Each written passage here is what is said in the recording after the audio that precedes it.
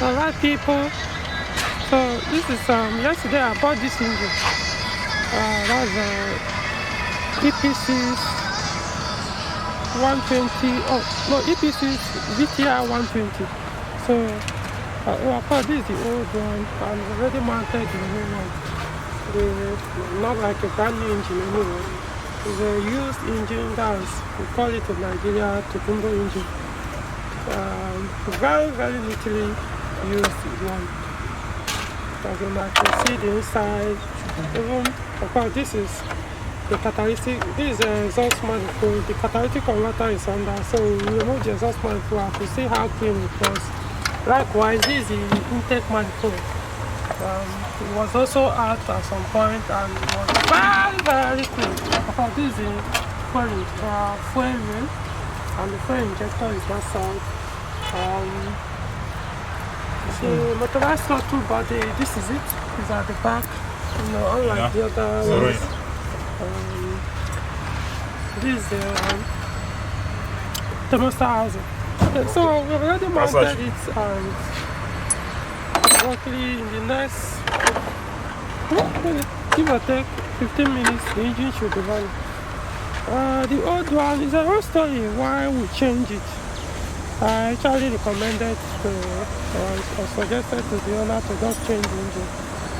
The timing belt, the timing chain, of course this one uses chain, so the chain was out of, wasn't properly timed, so it needed to be replaced.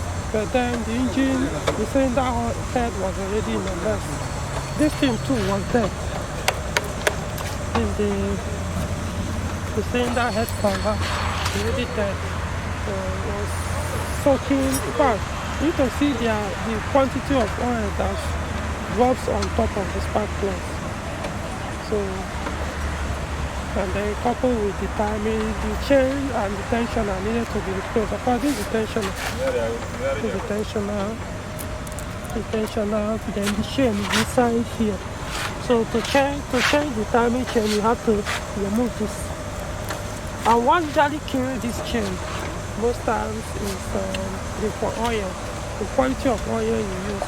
Of course, if you drop the oil you use, the dot, so you see here.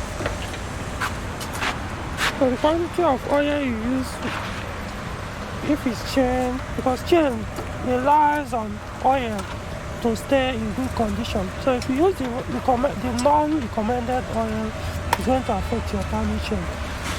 So, and that's one of the things that killed this engine. So let's see.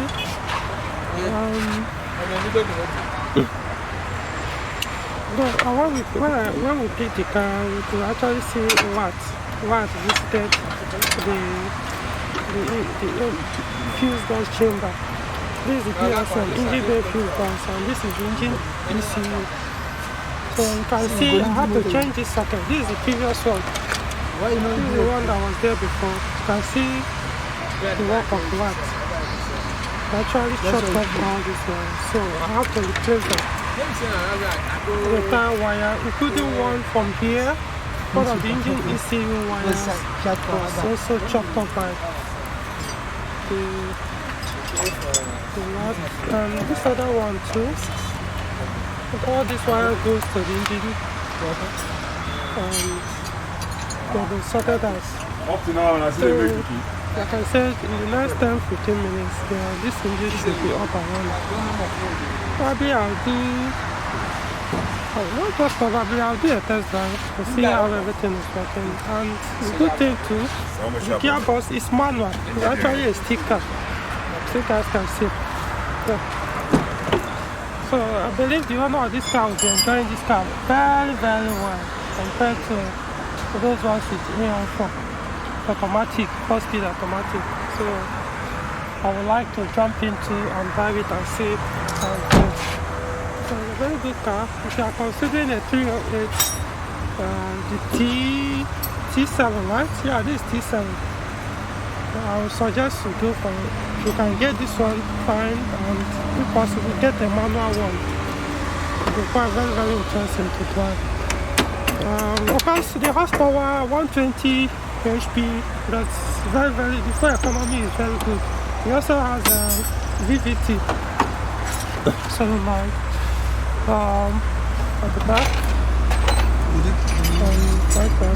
So, of course, it's not turbocharged.